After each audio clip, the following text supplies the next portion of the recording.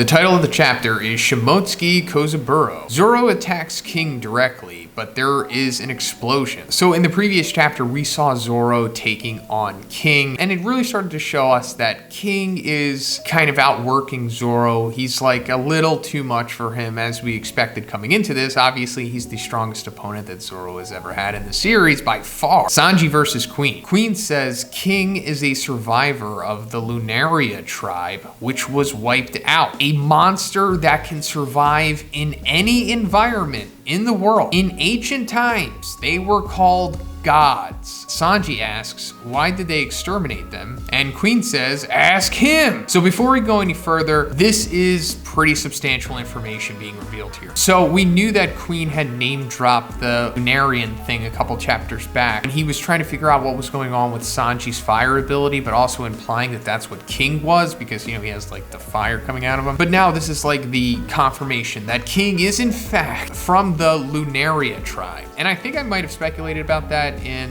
one of my previous videos, because it was said that they lived on top of the Red Line, and we know who lives there now, the Celestial Dragons. And we know what their whole deal is. So it's not surprising that we find out that they wiped out another race. But also saying that the Lunarian Tribe were monsters that can survive in any environment in the world, and they were called gods. So I think I know what this could be, or where it's headed, or at least I could point you in the right direction. Maybe it's not 100% accurate. But we know that at one point in time, there was like a group of races that came down from the moon once they ran out of the moon's resources, and they're like referred to as the Mooninites. No, not the beings from Aqua Teen Hunger Force, but they're like the ancestors of the Skypians, the Shandorians, and the Birkins. And that being said, it seems like there's more races than just those mentioned. But what I'm thinking is that there was like this Lunarian race among them, because, you know, like lunar, moon, that's obviously what's going on here. And King has wings, just like the Mooninites did. But his are black, and theirs were white, or depicted to be white. But anyway, I think that the Lunarians were like the fishmen of the moon, if that makes sense. And also explains one of the reasons why the Celestial Dragons wiped them out, because they saw them essentially the same way that they see the fishmen. But the main reason is probably because Joy Boy was a Lunarian. No, it's not confirmed, obviously,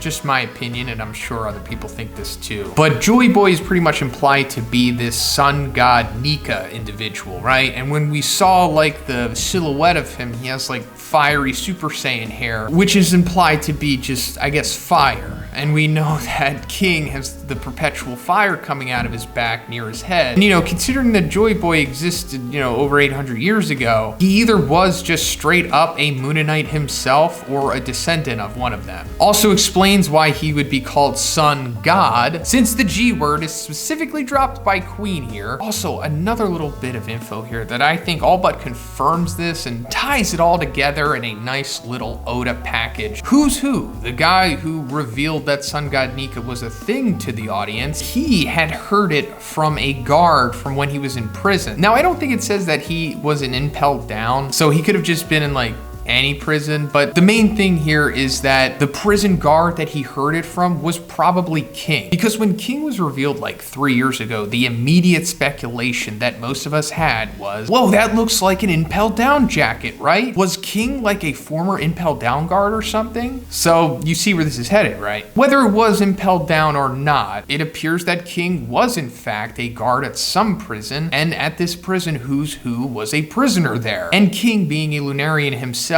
would naturally tell the tales of past Lunarians, especially like the Lunarian goat. And also, to close that off, it's said that that guard was like taken away after they found out he was talking about that stuff. So that probably eventually led to King joining the Beast Pirates. I mean, it all makes sense to me.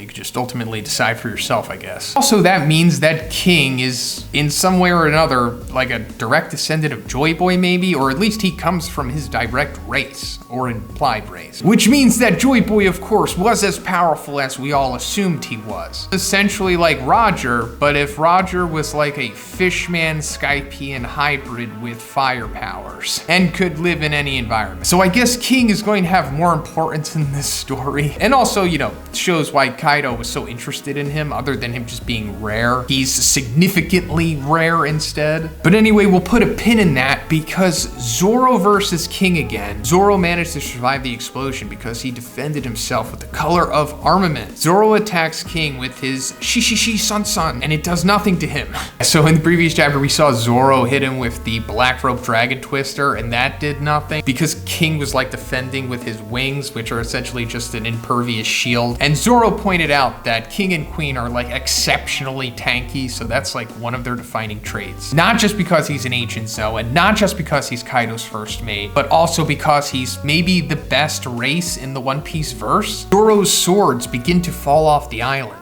Then he remembers something from his past. He remembers Hitetsu's words about Kuina and Enma's sword being created by Shimotsuki Kozaburo. Zoro says, so why did a Wano sword end up in East Blue? This part is very long, but the Korean leaker sums it up. Kozaburo said that each sword has its own personality. Weak swordsmen who are not able to control swords are afraid of them, and that is why they say they are cursed.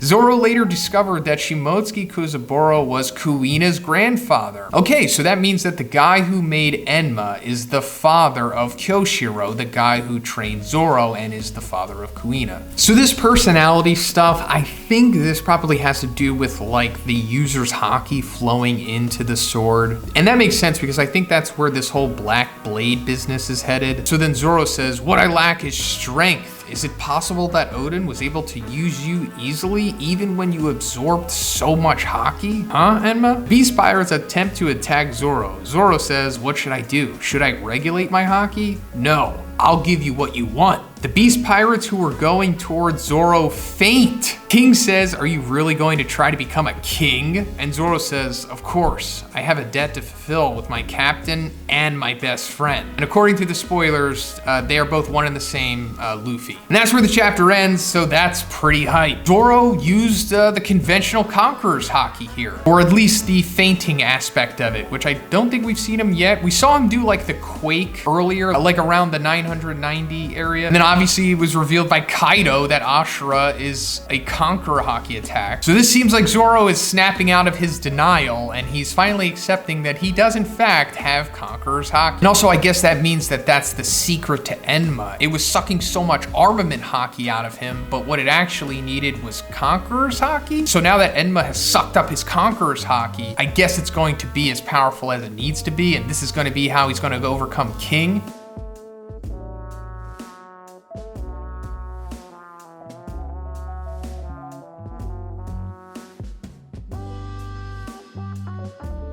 But wow, I am super hyped to see where this heads. Let me know what you guys think about this chapter in the comments. And if you liked the video, guys, please give it a like. And please subscribe if you haven't already. Have a great day, guys. See you in the next one.